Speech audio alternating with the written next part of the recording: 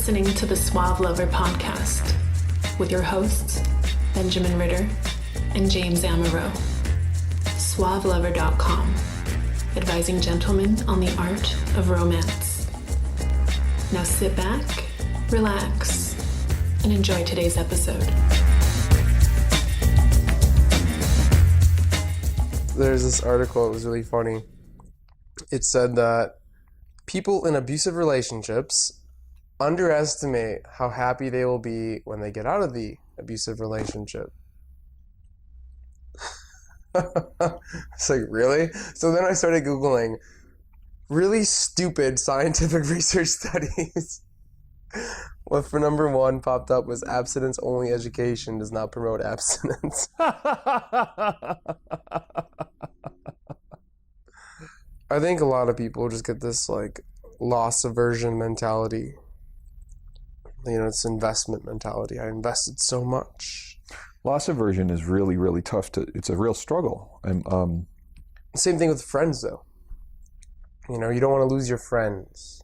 You can't let go of your friends. You're going to be lonely. You're going to be by yourself. Yeah. Relationships and friends. And so what do you do when you're just like, this person needs to get out of my life? I cannot have you in my life anymore. You're a negative influence. Either you go out on the town and they just get wasted, or they ruin your night. They're negative. They're not in mesh with your own goals. But you don't want to let them go because you're like, they're always willing to go out with me. They're always there. I've known them for forever. It's a little bit more significant in like actual sexual romantic relationships though. One of the tricky things about all relationships is eventually, at some level, all relationships are choice relationships.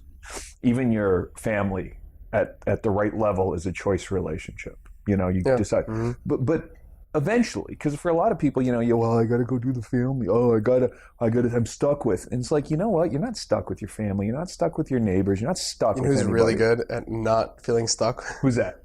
My dad. Oh, really? He doesn't go anywhere. And he's like, I don't like him. Yeah. I'm not going.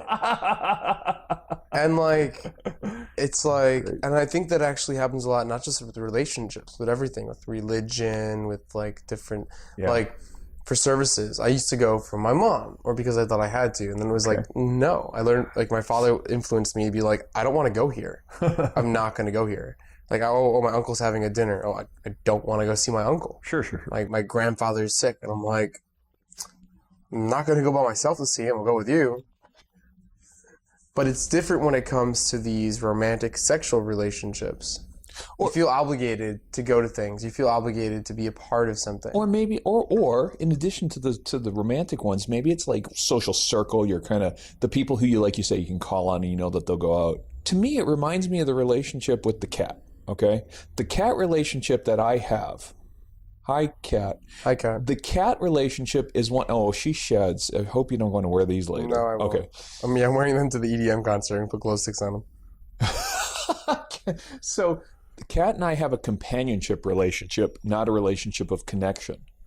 And that's a big difference. You can be a companion with someone, and that relationship is a different kind of, a different level investment than one of a connection. I feel obligated to take care of my cat. I don't feel obligated to take care of my relationships. I don't know that that's true at all. I couldn't go out of town and leave my cat without food or water. I'm sure of that. I could not. You can barely go without checking your text to see whether or not the girl you're seeing I was checking the time. You can't open up the text from the lock screen. You cannot open up the text messages. Just to let you know that.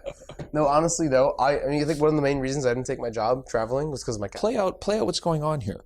When you feel a connection with someone, you feel like you're establishing a rapport level on a deep or a kind of an intimacy or a kind of familiarity that goes merely beyond that whole thing that you said about loss aversion and time spent together. Because lack of connection is companionship, okay? Time spent together, just accumulation of time spent together, is a kind of companionship. And we feel loss aversion when we lose companionship, and that makes perfect sense. But when you feel connected to someone, you actually probably don't feel the same need to be in their constant company. I don't know about you, but some of my best friends are high school friends, college friends, mostly people I connected with deeply, probably when I was younger, or based on some activity. And those connections are like, haven't seen you in a year. But when those people are nearby, you want to see them. You do want to see so them. it's like all that's saying is that if you're connected to someone and you're away from each other, you still have the same level of connection. Okay, that's but right. It would be preferred that they were close to you. That's all. When you are merely companions, you don't fuck not your friends. spent, Well, anytime not spent together, romantic. anytime not spent together violates the arrangement. So if you're not connected, but you're merely companions, it's not that you just crave more attention. It's that if you don't spend time together, everything is falling apart. The relationship's falling apart. Or if you're not mentally mature enough to deal with your insecurities. Oh, you mean every girl I've ever dated? Yeah. Man. I was listening to some TED Talks today with Helen Fisher.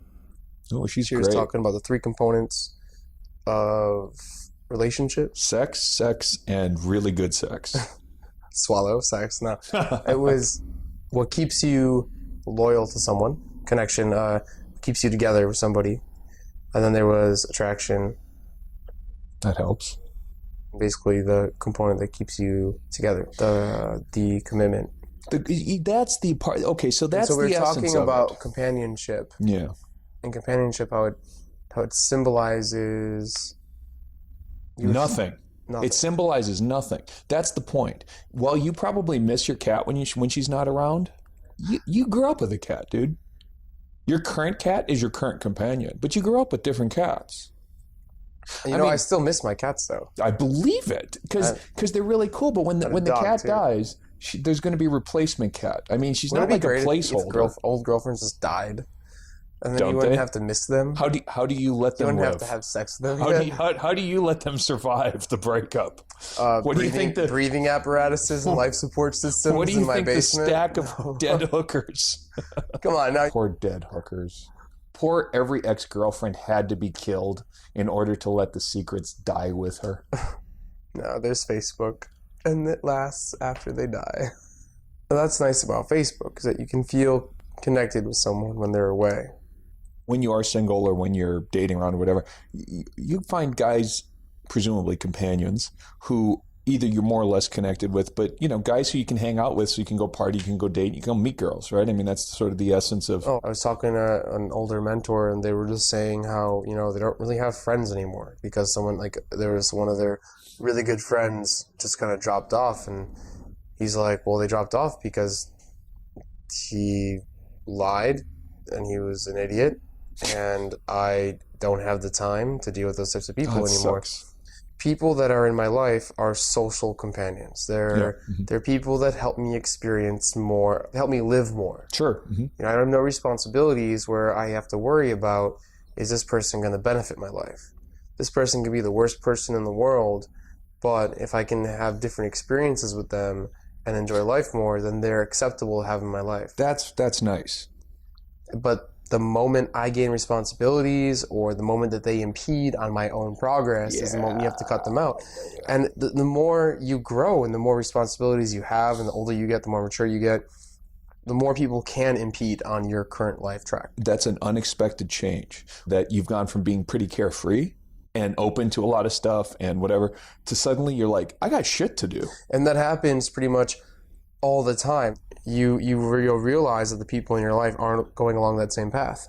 Mm. And so then you're going to have to figure out a way to filter those people from your life because they're going to just throw you off and they're going to negatively influence you. Curious, if you don't have a connection, but you're like hanging around with someone, some party buddy. I'm thinking of the guys who get into the pickup community. I'm thinking about the Wingmen. I'm thinking about guys who go out to party and they meet girls. And like, there are guys who you're just like, hey, boy, that one's a real douche. That one I like to hang around with, whatever. How can you, as a guy, maintain your own boundaries, maintain your own sense of this is important priorities, and not sort of become sort of wishy-washy? Should we say beta male? Should we say needy? Kind of guy who's like, hey, I really don't want to be alone. I don't know what to do to direct myself towards, my ultimate purpose yet. I'm struggling with that. But I know I want to hang around with some people, and there's some that I like and there's some that I don't. What do you do to kind of make something of that arrangement? To some degree or another, we're all in that situation all the time. I mean, honestly, for me, once I realized these people were just bad, I just stopped talking to them. There was one guy that totally ruined a business connection for me by basically saying some information I told to him about like some financial situation out loud in front of them. Like, just he's like, get out of here, take your money and let's go. Like, with a specific figure. To people that were like my, not only contacts, but could have been friends as well. And I just like, not only are you negative when we go out, not only are you a drag and sit at a table and stare at the wall, but then you specifically hurt me in a business transaction. Yeah. And one of my life goals got stopped. I had to figure out a different way to do it. Other people that, you know, they don't talk to anyone, they're a negative influence, so you're out with them and they're just dragging you down. Or I'll be speaking to a girl and they'll come up and just show signs of jealousy and insecurity and ruin the interaction. And it's like, I was better on my own. I mean, when I went out to go meet people, the only reason why I went out with other people was to have a home base. Yeah, yeah. You know, to go out and meet people and come back and be like, hey, what's up? And then go out again. Yeah. And there was no point to me, honestly, even going out with anybody. And eventually that's what happened. It just becomes more costly to manage that whole, Yeah, unless they're similar to you. The Essentials by Benjamin Ritter is your concise manual for life improvement and success with women. The Essentials has been called a straight-to-the-point lesson in the lost art of being a man. Packed with insights, this book will transform the way you think about dating and relationships.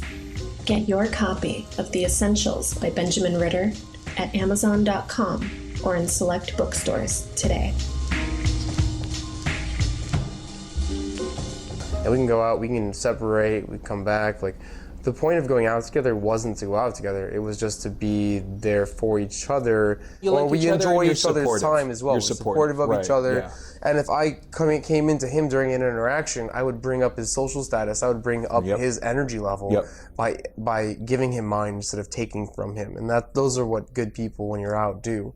Well, actually, I think you get right onto it. It's like what techniques. If we're going to be real practical, some techniques to do some things when you're out, and some guidelines for how to decide when you're on the fence about someone. Like you're maybe dating a friend or a wing or whatever you want to call it for the first couple of times. You're not sure, like you don't know how to size someone up, right? It's hard. You have an intuition, but it's hard to size someone up. Maybe you want to find someone who is really masterful in the art of cold approaching and talking to strangers. Maybe you just want to find someone to go to a bar with who likes the same kind of classic rock that you do. If you are out with someone, always bring value.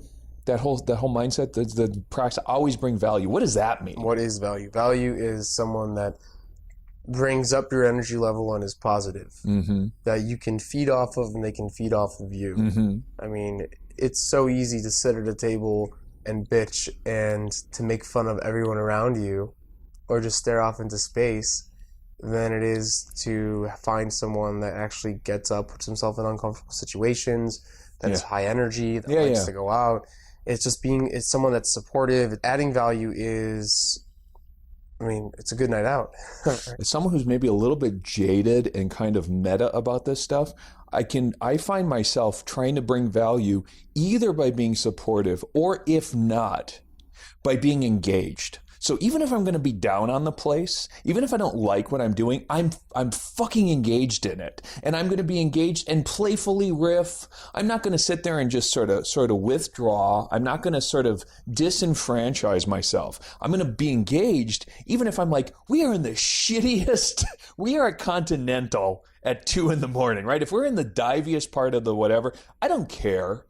I may not enjoy myself. That happens a lot. I go out and I don't just organically enjoy myself, but I'm going to be there. I'm not going to suck energy. And by the way, those psychic vampires, you know those people. You go out and it's like, they're not just negative. They have a way of making you be, that's worse. Funny when the guy's negative and it's like a dopey, mopey, whatever. That's fine. But they make you feel low. Those are the ones that are really dangerous. Those, and then also the ones that just like to tell stories of previous encounters. Like, we're out on the town and you're sitting there talking about a year ago when you were out at a club, and it's just people that aren't present usually aren't bringing value. That's it. Totally true. People that are asking question after question as well for personal gain aren't bringing value at all either. One example of a guy that I met that I like and I liked, and we didn't click very well when we were out. And the reason we didn't click very out, he was very uncomfortable, just sort of planning and doing. Just very simple. If we're going to, we were sort of doing some mercenary, just go out in the field and meet some people. He didn't like the fact that we were talking about, I'm going to talk to that table and this, I might say this thing. He's like, when I go out, I don't talk about anything. I don't I don't even mention the word pickup because I might get, it's like, because you're afraid that, you don't own what you're up to. Okay. So there's tactful ways of being engaged in the game of meeting strangers and picking up women. There's tactful ways of being engaged in it, and there are less tactful ways. But for him, it's the baby in the bathwater. He just wouldn't do it. And I said, okay, well, listen, we haven't pre-negotiated this. We haven't talked about it in advance. And while we're doing it live, you're just stifling me. So I think I will find somebody who likes to go out, listens to the same crappy music I like, we'll just hang, and it's just no big deal because I'd love to get a beer with you, but I hate going in field or whatever that. I hate doing that with this guy, right? And I really like the guy.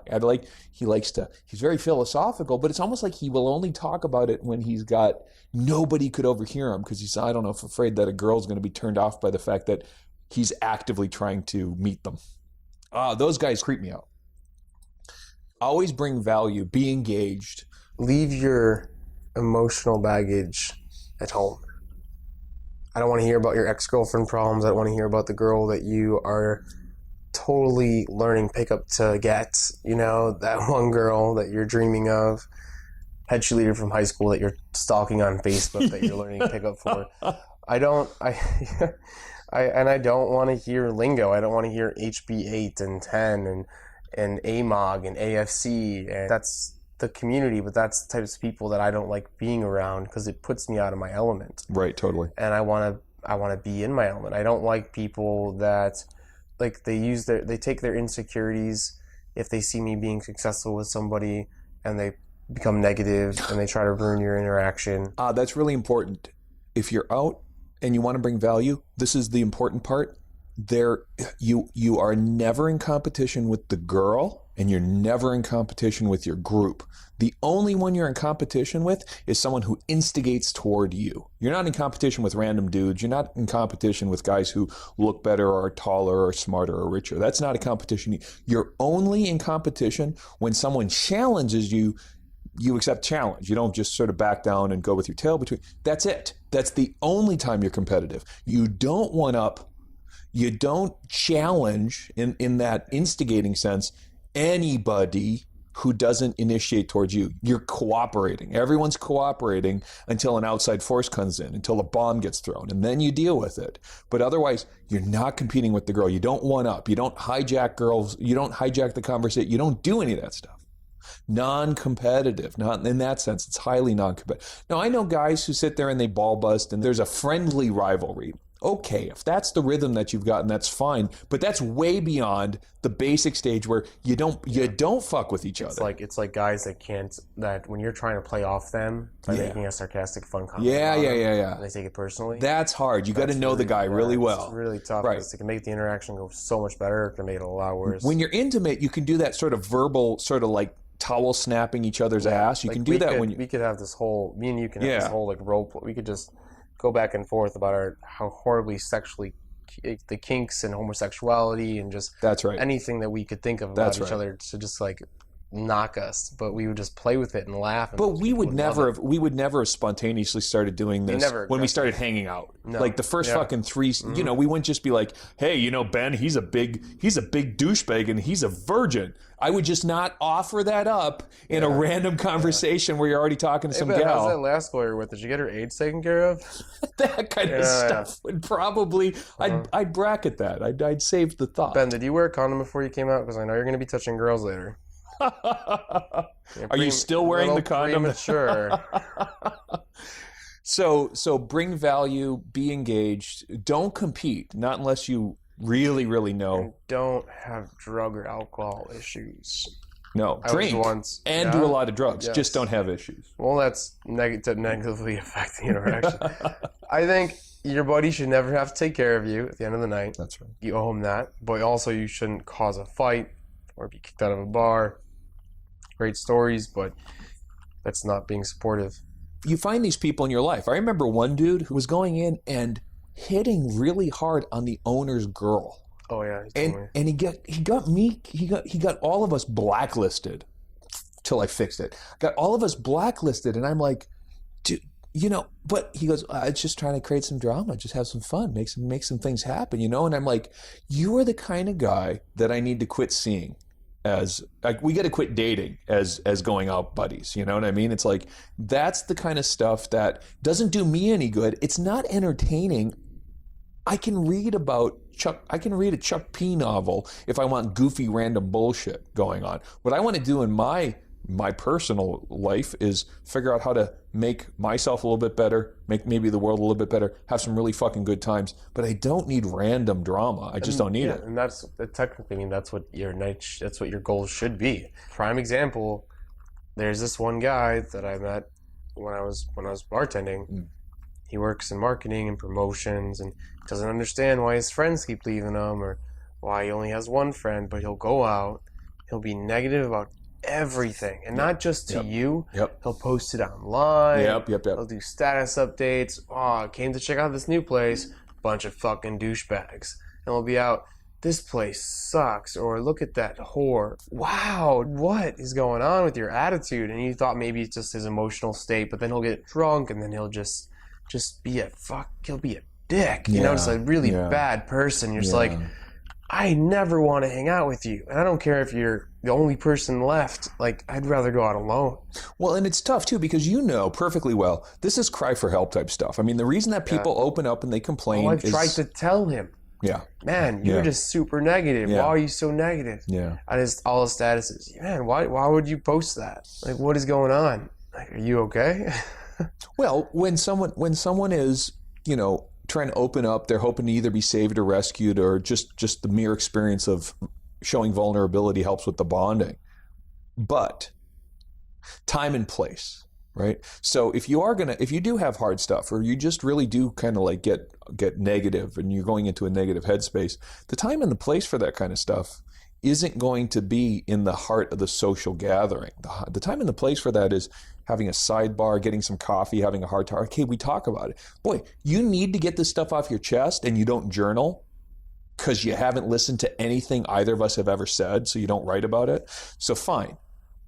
You don't journal. You got to get it off your chest. You're going to be the psychic vampire who's going to suck every opportunity for someone to bend an ear. The thing is, recognize what you're doing, okay? If you're doing that, if you happen to be that guy and you're doing that, you're doing it in order to try to establish some vulnerability, try to have something in common, because really, you're trying to find someone whose judgment, mindset, their ability to perceive the world aligns to yours. It's a sort of eye to eye. You can complain like, this is so stupid. This is why I'm trying to find someone in a relationship that can complement my life and support me. Sure. Same thing with your friends. The whole point of small talking about anything, but mostly what pisses you off, the whole point of small talking about what pisses you off is to find a collection of minds that align to yours. That's it. That's it. Think about why we just cackle and gab about stuff.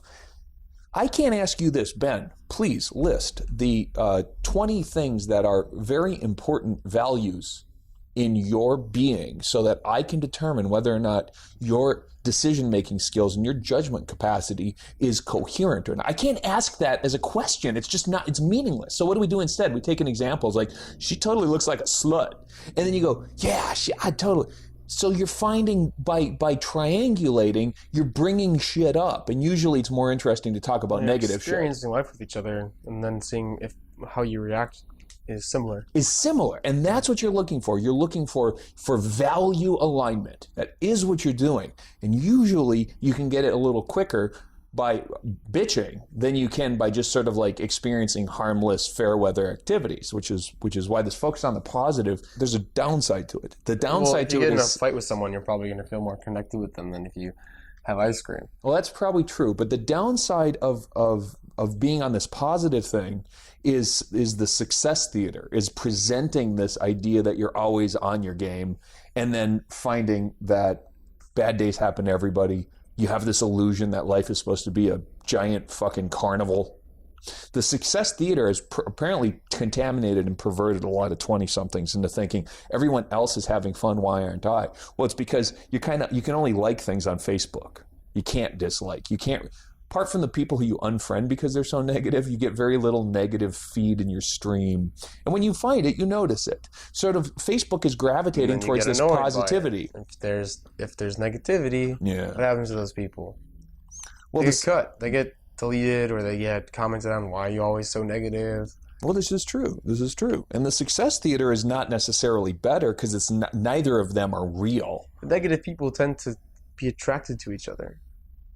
Misery loves its company. Yeah, so what happens when you keep finding that all your friends are negative? Guess what? You're probably negative. There's probably an underlying factor. That's right. That's exactly it. That's exactly it. Let's suppose that you just happen to be mopey, depressed, sneezy, sleepy, grumpy. You're just that kind of, that's your temperament. The door. But that's your temperament. Okay, you're grumpy kind of a fucker. Own it. You can be grumpy and positive. You can be, but suppose that you're just grumpy and negative. Own it. Own it. All you people are so stupid. All everyone's happy. No, own it. Guess what? I'm the negative one of the bunch, and I get invited to less. They say, whatever it is, just own it. Trying to put it out on everybody else. You people just don't understand me. Is the fail of someone who's actually going through the difficulty, the frustration. You guys don't get how hard it is to be me. Guess what? We all understand how hard it is to be you. We just don't give a shit. Just don't give a shit. Because you're bringing us down. That's right. You could come by and be like, what's up, guys? My cat just died and I lost my job. Who wants a shot? Yeah, I mean, at least, it sucks to be you. Are you okay? It's like, you know what? I'm not fuck you guys. Yeah, right. You guys don't understand me. Man, I'm going to sit over here and just sit here. That's right. That's right. Think negative thoughts about all you. That's right. That's right. No, like you said, own it. Own it. How to Start a Kinky Relationship by James Amaro is the definitive guide to successful, alternative, romantic relationships. The book has been called 50 Shades of Grey for Real People. Educational, informative, and irreverent, this book has something to offer anyone who is curious and sexually adventurous. Get your copy of How to Start a Kinky Relationship by James Amaro at Amazon.com or in select bookstores today. Okay, so practical tip. Don't bring people down. How do you stop affiliating with a person who has, let's say, point of no return? You ain't gonna fix them. They're just always negative. You just you've fallen into this unfortunate ritual of you see each other, every weekend, and you kind of drawn to, at least this person will go out with me, but you're just so sick of it. What do you do? How do you disrupt your pattern, your rut? Not just stop. Well, okay, but how do you find somebody else? If you could just start and stop things. Yeah, you find somebody else. I think that's the big part of it is finding a people. You join something. So you go on Friday nights with them every week. Join something on a Friday night. We're really bad at negating, eliminating, but we're good at replacing things. So, which is why when you're in a relationship, you look for your next girlfriend if you happen to be. You don't tend to go embrace the singleness. Part of the reason the relationship breakup is so hard is you want that placeholder of companionship, even if it's not connected, and you hurry up, and that's why you rebound and you wind up disappointing the next person you're with.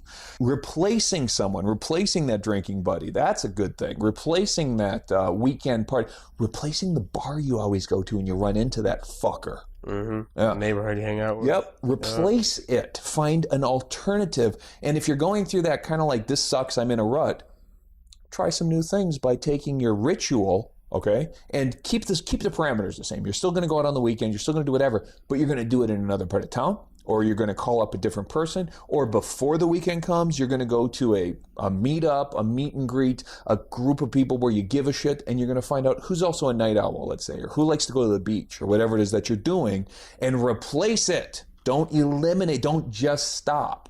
Because the just stop thing, you're going to take 2 weeks, You're going to miss it. You're going to feel sad. You're going to feel lonely. You're going to go back into the ritual. Nothing's worse than sitting at home. You'd rather have someone negative around you and bringing you down. It's that need for social validation, though. I mean, the reason why people text everyone in their freaking list, yeah, in their phones, is because getting a reply is itself validating. And, if you're having relationship problems or friend issues, you reach out to anyone that you think can give you that little bit of validation. Sure. And it's safe because you're not seeing them, you're not out and about, you don't have to go anywhere, it's easy. And so that's another thing, is start communicating with more people. People that you maybe didn't communicate with before. Listen, it's a reasonable thing to want validation in social activity. So just assume that it's gotten a little dysfunctional, that it's gotten unproductive. Modify it. You figure out what it is that you got out of it. That's hard, but you got the companionship or the connection or the convenience or the reward. I mean, sometimes you're with someone and things are working. In that case, sometimes you just got to deal with the baggage that someone offers. Do you think it's healthy to hang out with the same person all the time, every week, every day, talk to them, only them? Because there are some people that just have like the bestest of best buds, we're the bestest of best. We go everywhere together, go on trips together, we share everything together. Like, is that healthy? Is that normal? Well, your best friend forever seems to keep changing. I mean, there are some people, we were talking about the cat before, there's some people that can be in any other part of the world, any part of the world, and you can still feel connected with them. Sure. So those types of people, I think, they're always going to be there. Sure. But as companionship goes, you probably are going to be closer to your roommate than you are to your ex-roommate. You're probably going to be closer to the person you're sleeping with than the great person you're no longer sleeping with who you want to keep in your life. I think that's true. I think should be. And the companionship aspect of it makes perfect sense. You want companionship with someone you're connected to more than mere companionship. That makes perfect sense. Companionship is funny. Having a surplus of it, you're like, wow, I got all these people. I got plenty of people to keep me company. When you don't have companionship is when you really notice it. It's more of a thing that in its absence you notice, as opposed to, wow, I got all these people around. Boy, am I overloaded with social opportunity. I hate that. You don't tend to react that way. You say, oh, okay, yeah, it's a busy social calendar. I'm juggling it around. That's fine. When you lack it for whatever reason, you're new to town, the seasons change, you just broke up, and you kind of cleared everyone off of your backlog, and you only hung around with your girlfriend who is now your ex. Okay, that's when you miss the social companionship. You really got to replace it or supplant it somehow. That's why I think that it's healthier to have a few than just the one best friend that you always hang out with. Yeah, it helps to diversify. What if they get hit by a bus? Yeah, or a meteor. Or me. I just get bound. Get angry with that guy that I stopped being friends with that gets drunk at the bar. I think if you find someone you click with them, I think that's great. You spend as much time as is reasonable. How do you keep a relationship healthy? How do you keep a friendship healthy? I think you figure out what you're getting out of it. More than just companionship. Keep remembering keep remembering. Aspect of what is important of this relationship. That's right. Anything that you may be getting angry about, you need to just... Why do you think the people we grew up with are so important to us is because they were merely companions, but we lived in the same geography, Mm-hmm. We're close to the people who we were companions with, and we built a connection. But now as an adult, you don't make arbitrary connections merely because of geography. Hey, I saw your face at this bar like 3 or 4 times. I wanted to come over and invite you to hang out at my house and have a camp out, sleep over. No, you don't do that. It's weird, right? Yeah. You find reasons to be connected if you do. But more than anything, it's like if bromance. It's like, do you ever see I Love You, Man? I think it's one of the funniest, neatest. Awesome movie. Right. Mm-hmm. And it seems so awkward to socialize with people. What if you just happen to have a few things you're interested in? You meet someone and you're like, hey, chat them up. Hey, chat. Oh, you like these things? You have these interests? Cool. We should stay in touch. Either I'll see you here next week because I'm a regular at wherever I am, or, give me your number. And I will get drunk and I'll drunk text you in the middle of the night and we'll try to booty call. Terribly awkward when I confuse a Jamie for a Jennifer. Yeah, make sure you label the guys in your phone. I always text the wrong Jackie. Ugh, too many Jackies. I feel like I need to go through my Facebook friend list and delete some people now. There are people though that are negative influences that can still be in a connection if you create your boundaries with them properly. Yeah. you don't have to be subject to anyone's will of your own than your own. It's just that sometimes you don't know what your will is. So, I mean, once you're like, hey, that's the Debbie Downer, and it's funny, and it's okay because I don't let them feed on me, then I think you're in good shape. Then I think you're... Yeah, and that's important. The important thing is don't let them feed on you. If anyone in your life, I mentioned this in the essentials, if you have people in your life that are draining you, and you have to realize that, and you have to you really have to screen your relationships for, are they adding value or taking away value? It's funny. And if you let them take away value, you can be friends with people that you decide, no, I'm not going to let your negativity affect me. Yeah. Because overall, they're a good person to have in your life. We spend all this time screening for job qualifications and applications. There's even a joke about the boyfriend application or whatever. But for whatever reason... You didn't fill one of those out? Have you not? I have. Yeah, they're funny. It's a drug test. They check your semen count. Yeah. No, it's a gig. I mean, it's a gig. It's not real. That's the point. It's a gig. And it's meant to be this sort of joke. Like there's an application, and why don't we to some degree, if not an application, why don't we have some criteria for the people we invite into our lives? It's a fucking job if you're good. Yeah, have some criteria. You have to learn the criteria and then actually use it. It's not an always organic thing. You can use it when you first meet people. In the meantime, you're going to have a lot of convenience companionships, and that's okay. But when you decide to take control of it, every relationship becomes a choice relationship with time, which is part of the reason that my sister and I... Never mind, I'm not even going to go. That's very dark. I'm not going to do that. I was like, good point, James. Yeah. Wait, hold on. Stop. Where are you going? Went very dark. James, stop. Very dark. James. We have chosen the taboo path. No, I'm done. They said that there's a instinctual, disgust to incest. Mm-hmm. And they said that it decreases as you become less and less of a blood relative. Oh, I bet. Second cousins, third cousins, fourth cousins, fifth. It's really interesting because you actually are attracted to your blood relatives. Genetic sexual attraction is very strong. But that's why you also have a genetic kind of like a disgust.